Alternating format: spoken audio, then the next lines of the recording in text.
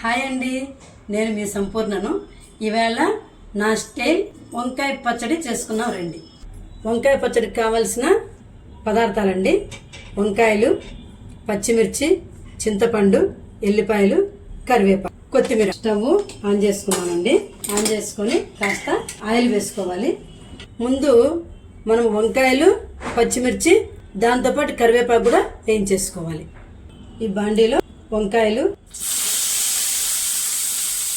పచ్చిమిర్చి,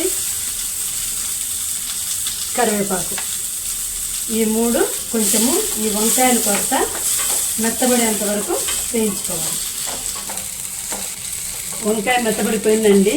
దీన్ని ఇంకా దంచేయటం మిగిలిపోయింది. ముందు పచ్చిమిర్చి, చింతపండు, ఉప్పు వేసుకొని దంచేసుకోవాలి.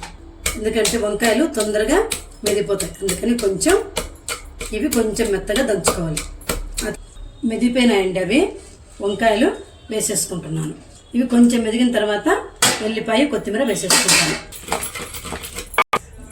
మెదిపోయి చూడండి, ఎల్లిపాయలు వేసేసుకుంటున్నాను. కూరగాయలు అన్నింటిలో కూడా దీన్ని రారాజు అని అంటారండి. వంకాయని ఏమి చేసుకున్న వంకాయ టేస్ట్గా ఉంటుంది, పచ్చడి చేసుకుంటే ఇంకా టేస్ట్గా ఉంటుంది. ఇదిగోండి, కొత్తిమీర కూడా వేసేసుకుంటున్నాను.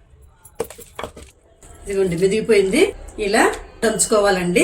దీంట్లో తిరమాత వేసేటప్పుడు కొంచెం ఉల్లిపాయలు వేసుకుంటే ఇంకా టేస్ట్గా ఉంటుందండి. ఇప్పుడు తిరమాత పెట్టుకుందాం పదండి. కొంచెం నూనె వేసుకొని తిరమాత గింజలన్నీ వేసేసుకోవాలండి. ఇప్పుడు కొంచెము పచ్చివాసన పోయేంత వరకు ఉల్లిపాయలు వేయించుకోవాలి. వేగిపోయాయి, వేసేద్దాం పచ్చడిలో. ఇంకో రెసిపీతో మళ్ళీ కలుద్దాం.